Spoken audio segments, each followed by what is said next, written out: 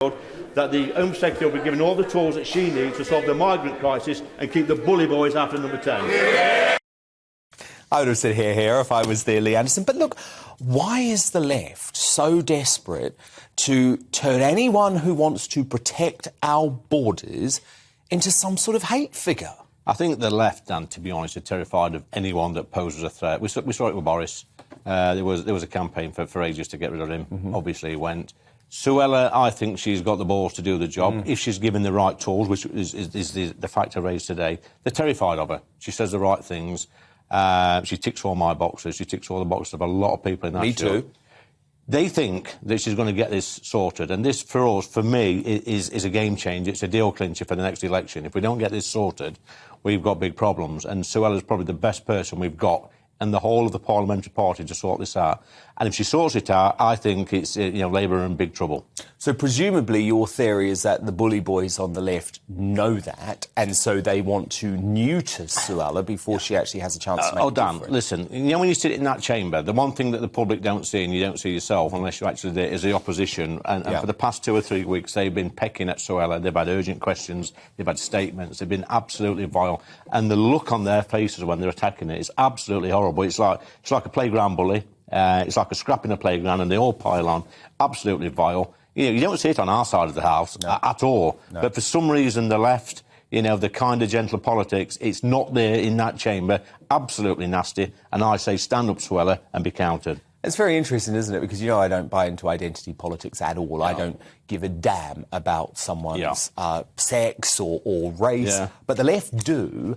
And they're very quick to call racism, unless it happens to be an ethnically diverse female Home Secretary who they're going for, because the last two, Lee, they're quite prepared to target very personally. Well, that's what they struggle with, Dan. They look at Suella, they look at Pretty before her.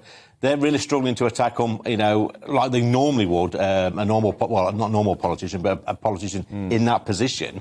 And so they have to go personal. And we've seen it, like I said last week, Dan, in the real world, nobody's actually emailed me over what's happened with Suella and the emails. They're not interested. What they are interested in is the illegals coming over, the Albanians coming over, our hotels filling up, homeless people being kicked out of hotels, and illegal immigrants being put in. That's what they're interested in. And it's just a shame that the Labour Party aren't talking about that. Well, you wrote a very powerful piece this week, which I thought made some really pertinent points about this issue. And you said you actually don't care now if people throw the racist word, the bigoted word at you. You are going to keep talking about this issue because you know how important the migrant crisis is. It is. Like I said before, Dan, to you, I work at Westminster. It's a bubble. It's full of MPs, lords, the media, lobbyists, staffers.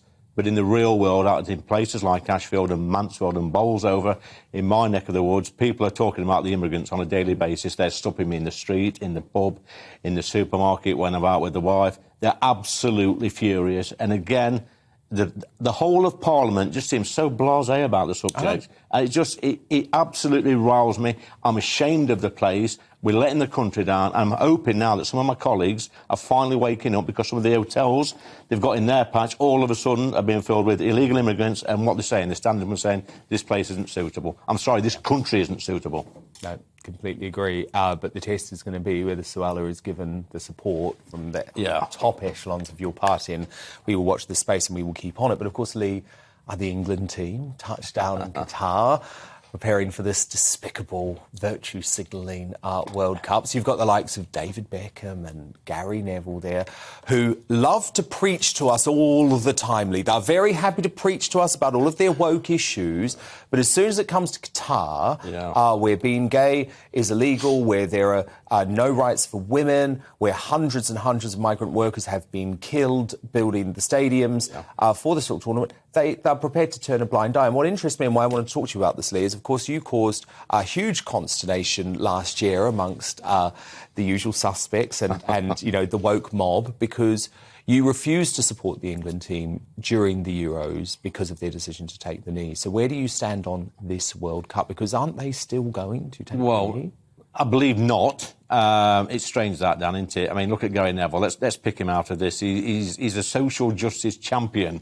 I think that's what he describes himself as. Yeah, right. Look, he calls out homophobia, he calls out sexism, he champions workers' rights, and then he's going to Qatar and is getting goodness knows how much money for going there. Yeah, millions and millions. Look, Gary, if you're looking right now at this programme, the people of our country would think a lot more of him if he called this nonsense out, took the money and gave it away to a charity. He won't do it, though, Dan, will he? Because he's going for the money. Same with Beckham. It wasn't that long ago that his missus was banging on about girl power. Well, I tell you what, Dan, there's no girl power in Qatar. No, of course not. Look, he wears T-shirts that have rainbow flags on and he says he's a champion of the gay community.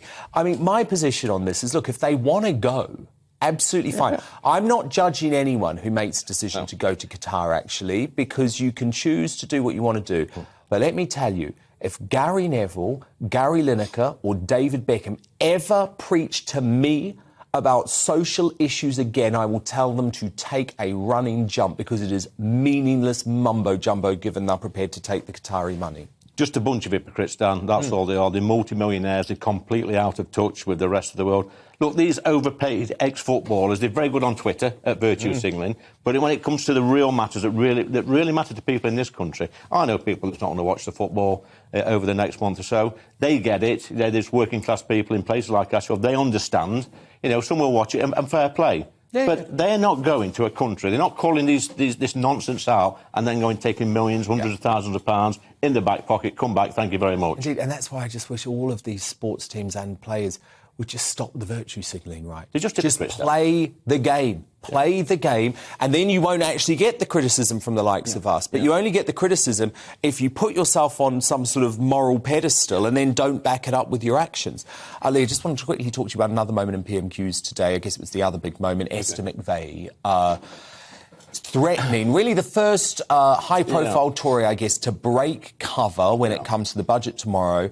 She's saying, look, if you go ahead with HS2, then I will not support your tax cuts. Is there a revolt coming on the Tory right? Probably not. I look at HS2. We got it stopped in my neck of the woods. I didn't see any benefit at all. But what I do see, Dan, jobs in my area, a lot of infrastructure jobs that are banking on some big contracts from HS2, and that means apprenticeships, that means jobs, that means skills, that means, you know, it means a lot of money coming into Ashfield. I get what Esther says. I totally understand where she's coming from. But at the end of the day, we need jobs in this country. We need high-paid jobs. And yes, HS2 provides that for my constituency, so I'm mixed on this one. OK. And what do you make of what Hunt's going to announce tomorrow? I think there's been some scare tactics in the media, as we discussed earlier. I really hope there is. You know, they keep putting out the triple lock's going to go. That's a red line for me. I wouldn't support any cuts to the triple lock. We've got to get that back on track. You know, our pensioners deserve a break in this country. They need that extra money in the pay packet. Look, they say we're all going to be paying more taxes. You know, if we're all going to bear the brunt, then so be it. It's not what I came into this place for. I wanted us to be a low-tax, a Conservative party. We're not. We're paying for the cost of COVID and some mistakes we've made. We're paying for a war in Ukraine. I never banked on this when I got elected, Dan. I think we've got to tighten our belts a little bit. And I'm sorry to people out there that they've got to do it. OK. Lee Anderson, well, look, I'm sure it's going to be a big day